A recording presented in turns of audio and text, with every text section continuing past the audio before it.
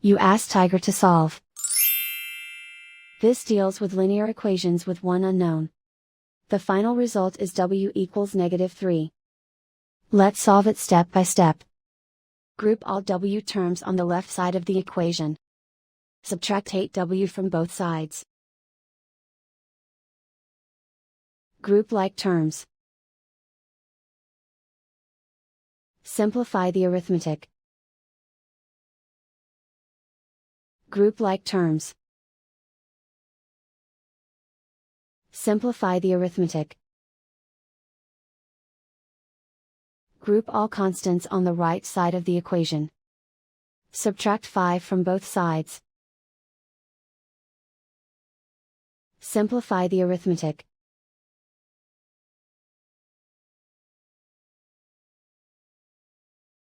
Isolate the w. Divide both sides by -2. Cancel out the negatives. Simplify the fraction.